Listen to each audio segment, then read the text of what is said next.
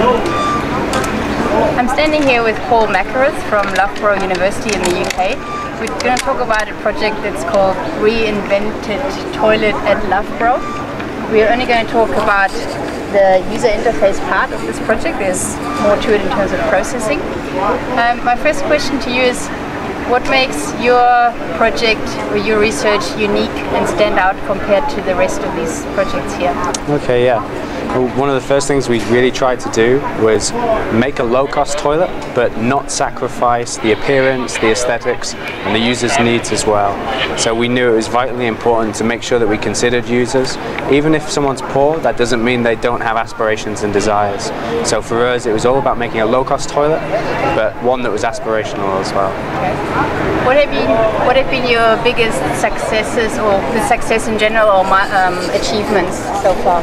I think probably biggest success would maybe be our material exploration. So we've managed to do a bit of research at the beginning, and we found materials like concrete and fiberglass that were currently used in local production methods, and we've repurposed them to try and make what we consider to be quite an aspirational product. So we've kind of really rethought about the use of those materials and how to make it different. And what have been the major challenges or barriers or frustrations that you've experienced? Major challenges definitely would be the user research.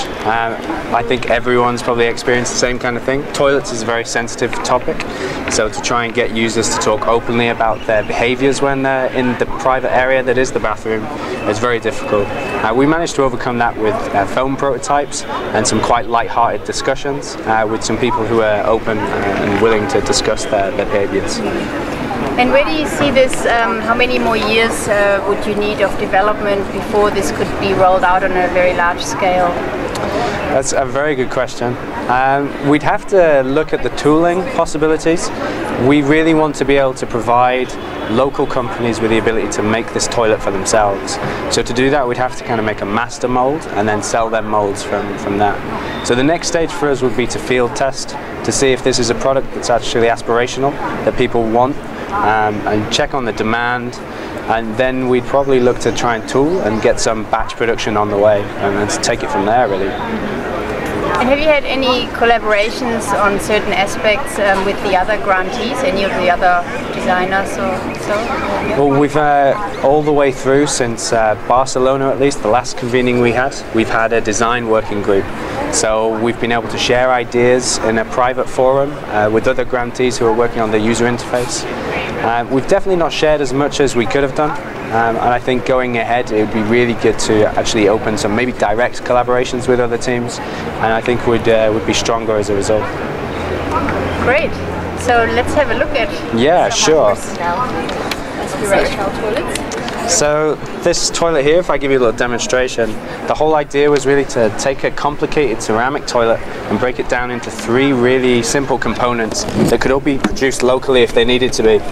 So this one's not assembled for demonstration purposes, but you can see there's a base there made from concrete, and then we have the bowl and seat as well that are made from fiberglass currently. But we could also make these out of plastic in a mass manufacture situation. Now, to take you back to the concrete base, the whole idea of the concrete base is that we reduce the volume of the overall toilet by producing those locally, so we can save on transportation costs and ship out the bowl and seat separately. So we would sell a mold to a local concrete pot manufacturer or a stone mason, and they would make toilets based on the demand that they're facing to local bathroom retailers, who would then buy in the seat and bowl and assemble it for themselves. And the concrete gives us some really good flexibility too in the mold. We sell one mold, and from that one mold you can produce varying heights of toilets. You can also produce a urinal too. And we can introduce things like dyes and colours and different finishes to really achieve a variety of appearances that really suit the user's tastes and give them that element of personalisation too.